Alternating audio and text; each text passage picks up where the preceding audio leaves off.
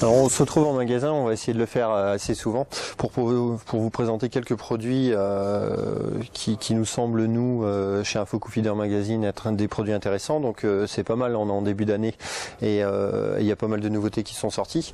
Je vais vous en présenter 3-4. Donc on va commencer par une chose qui est top. C'est le nouveau siège feeder Rive. Donc c'est un siège pivotant qu'on va pouvoir adapter sur les stations. Si tout le monde aujourd'hui, enfin pour beaucoup d'entre vous, vous avez déjà une station Rive, donc avec la station, ce que vous pouvez faire, c'est prendre ce siège et sur n'importe quelle station Rive F2, elle va s'adapter en fait, tout simplement. C'est-à-dire que vous allez pouvoir venir la clipser, tac, et si je la sors là, la station, vous voyez, on a un siège qui est un siège feeder, donc vous voyez, qui est hyper confortable en plus. Donc on est comme ça sur la station. Donc quand on pêche au feeder, on peut la mettre comme ça. Il peut être aussi intéressant de l'avoir lorsqu'on pêche les bordures en carpodrome. C'est quelque chose que moi je trouve vraiment pas mal.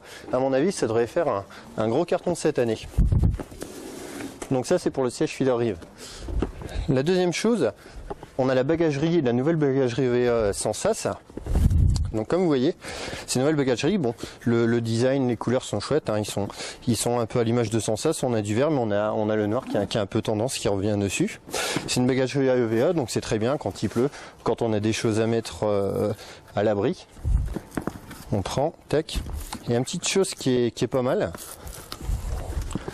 c'est qu'ici, j'ai un petit scratch qui est sur la bagagerie.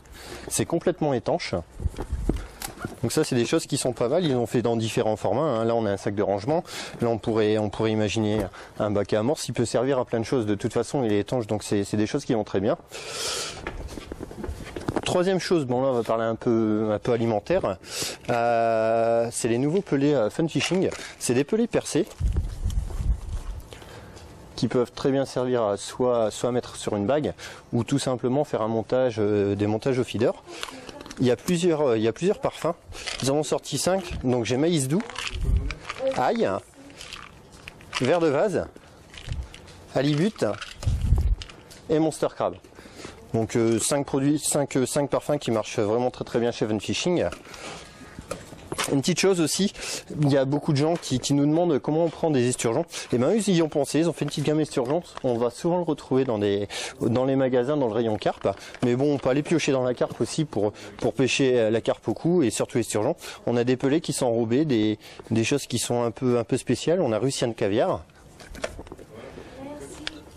et on a saucisson. Des choses qui marchent très bien pour la pêche d'esturgeons. Une dernière petite chose que je voulais vous montrer, elle n'est pas forcément nouvelle, par contre c'est quelque chose que moi je me sers, donc c'est des choses que moi je trouve intéressantes, sont les coupelles Matrix.